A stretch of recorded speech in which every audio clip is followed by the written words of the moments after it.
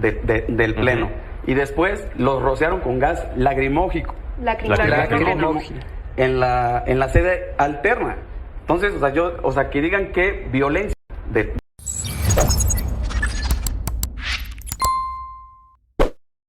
Un saludo para los pregoneros, de todo mi corazón.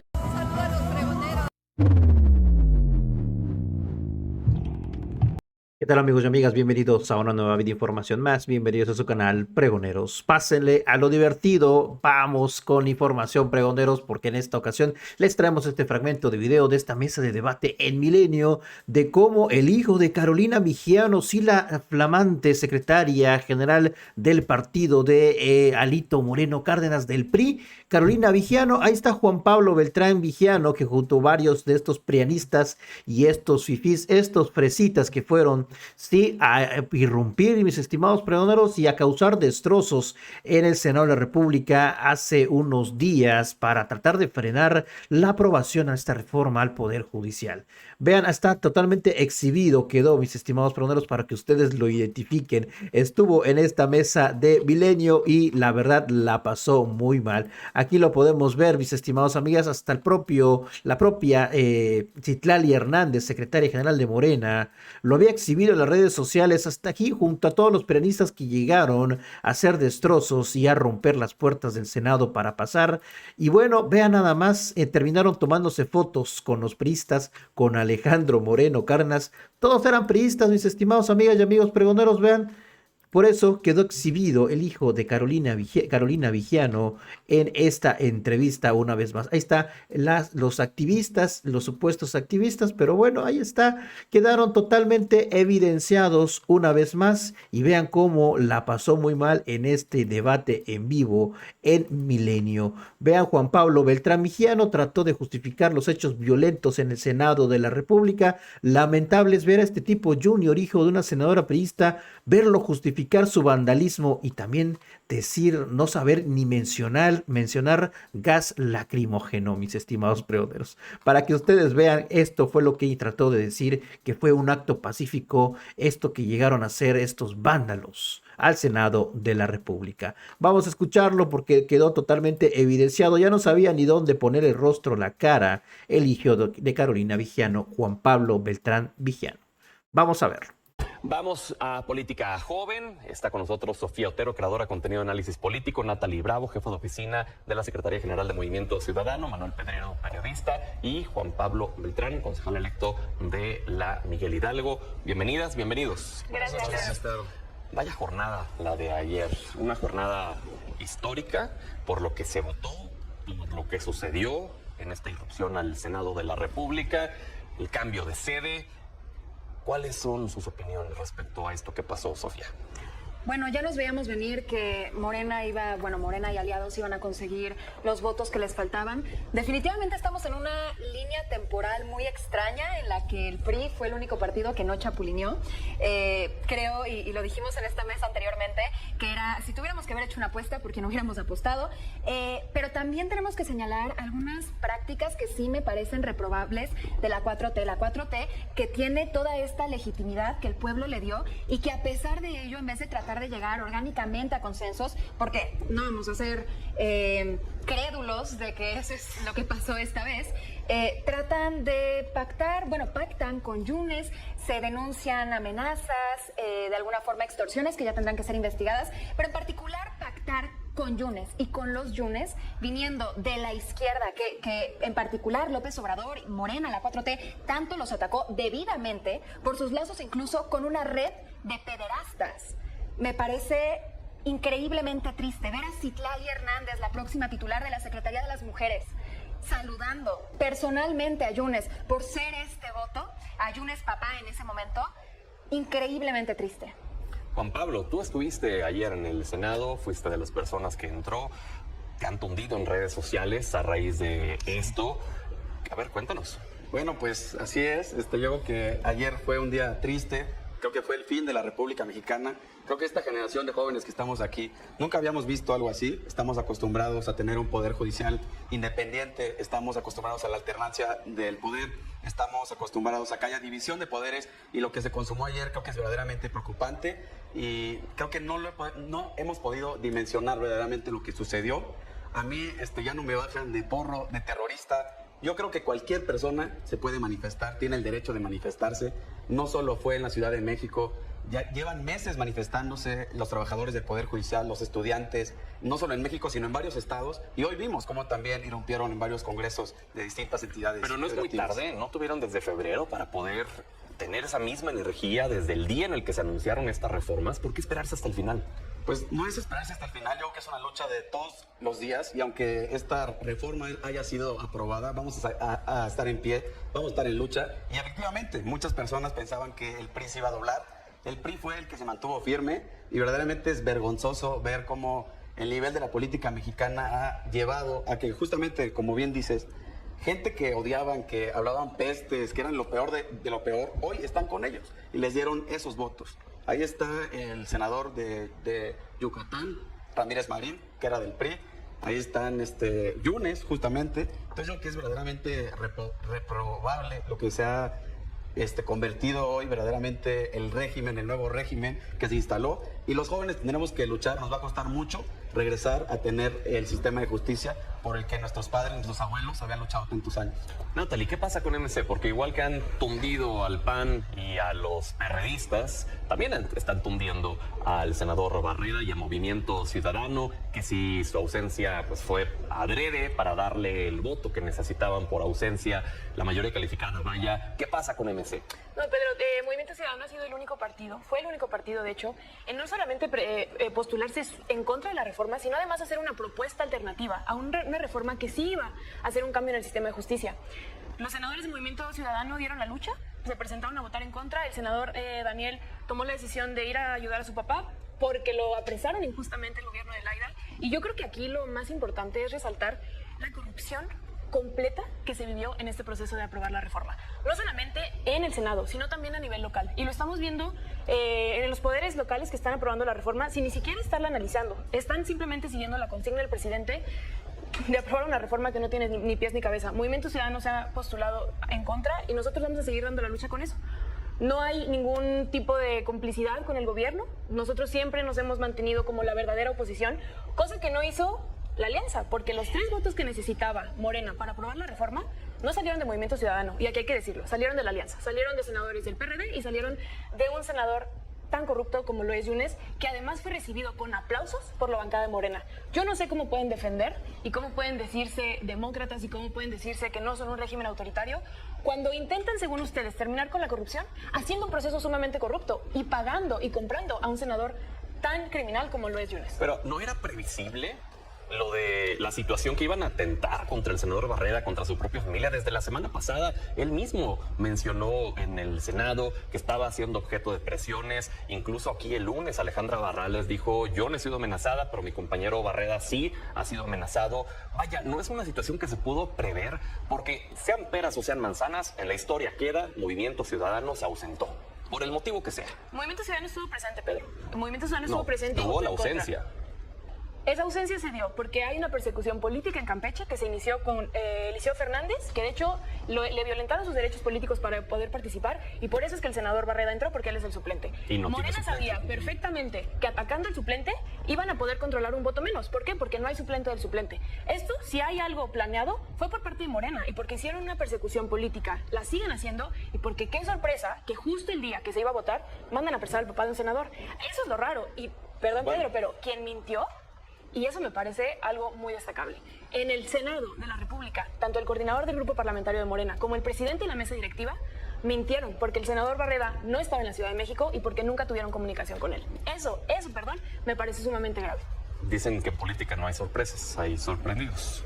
Pues Pedro, en un país en donde mandan a apresar gente sin ningún motivo, a mí eso me parece grave.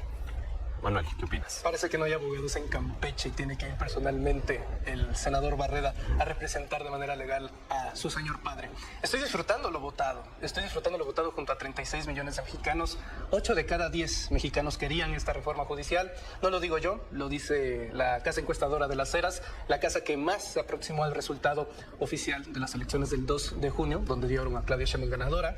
Es una de las estadísticas más precisas y a reserva de lo que desgraciadamente hemos visto una y otra vez repetidos en foros opositores, la gente está tan politizada que incluso se rompió el récord de audiencia en el Congreso de la República. La gente de Dirección de Comunicación Social del Congreso debe de estar feliz con los ratings que tuvieron anoche. La gente nunca se había quedado a ver una sesión tan protocolaria para un dictamen a las 3, 4 de la mañana. Eso te habla del alto nivel de conciencia de politización que tiene la gente y sobre todo que no está dispuesta a seguir queriendo que las minorías dejen controlar sus vidas, dejen manipular las cifras oficiales, las narrativas. Es vergonzoso también como algunos medios han tratado de tergiversar el músculo que tiene la reforma judicial a favor, otorgándose a la gente que está en contra, ¿no? También decir que hoy el Poder Judicial no goza de ninguna independencia, sino preguntémosle a la señora Piña, que se anda reuniendo con el presidente del PRI, Alejandro Moreno Cárdenas, en las casas del ministro José Luis González Alcántara Carranca, pero eso no lo digo yo, de hecho salió esta información de esta casa editorial, cortesía del buen Salvador Frausto, y es básicamente lo que tenemos. No pasó ni una anomalía, no es el fin de la República, no es la instauración de la dictadura, es una nueva etapa democrática. ¿Por qué no se aprobó primero la reforma electoral o la reforma eléctrica? Pues porque cuando se hacía de manera calificada, jugando con las reglas que puso el prianato, la Corte lo tumbaba de manera inmediata. Por eso se tiene que iniciar con la podredumbre del Poder Judicial. Los ministros violan de manera sistemática el artículo 127 constitucional, no hay ningún respeto por la ley por quienes dicen defenderla, y este es el primer paso. Si de verdad están sufriendo con todo lo que estamos viendo tan solo en esta primera semana, prepárense para lo que viene. Sofía. Bueno, primero, responder a Natalie, realmente coincido con Manuel. Me parece ridículo que la justificación de Barreda fuera, es que tenía que acompañar a mi papá, como si un senador de la República, una de las personas con mayor influencia política en el país, no tuviera los recursos justamente de llamar a un abogado, es más, de hacer unas llamadas a la prensa para asegurarse que no fuera a ocurrir nada indebido con su padre adentro. Si hubiera querido, hubiera tenido rodeada las instalaciones de la Fiscalía, las hubiera tenido rodeadas con prensa y hubiera tenido el mejor equipo de abogados que podría haber querido conseguir. Entonces, esta justificación de falté porque tenía que acompañar a mi papá, perdón, pero habían otros recursos y realmente faltó por decisión personal. Siguiente punto. Me parece muy cuestionable la protesta en la que irrumpieron ayer en el Senado, porque claro que manifestarse pacíficamente es un derecho en este país, qué bueno, pero irrumpir en el Senado, romper la puerta, perdón, yo creo que las personas que vimos estas imágenes no vimos paralelismos con el 6 de enero visto en Estados Unidos, en el Capitolio de Estados Unidos. Un grupo de personas estaban tratando de frenar un proceso democrático, resultado del 2 de junio. Y yo he criticado las ausencias y las fallas que yo he visto en la reforma judicial. Y yo me he sentado aquí semana con semana diciendo que no me parece idónea, que hay cambios que deben ser necesarios, que hay cosas incorrectas como los jueces sin rostro, pero de eso, a romper la puerta del Senado, incluso poniendo en riesgo a legisladores que estaban dentro, que tuvieron que salir por su seguridad. Más allá de los legisladores, el personal de resguardo parlamentario. El personal de resguardo, todas las vidas. Incluso gente celebrándolo en redes sociales, me parece absolutamente reprobable. ¿Es justificado lo que hicieron ayer? Pues yo que cuando la tiranía se hace ley, la rebelión es un derecho. Eso te dirán los trumpistas. No, ¿O los bolsonaristas? ya ves, ¿También? quiero decir, mire, yo Los fascistas. en ningún momento violentamos, en ningún... ¿No? No, yo... Bueno, igual y tú no. No. No, pero Y que hable. sí, a ver, porque yo sé que tienes un medio.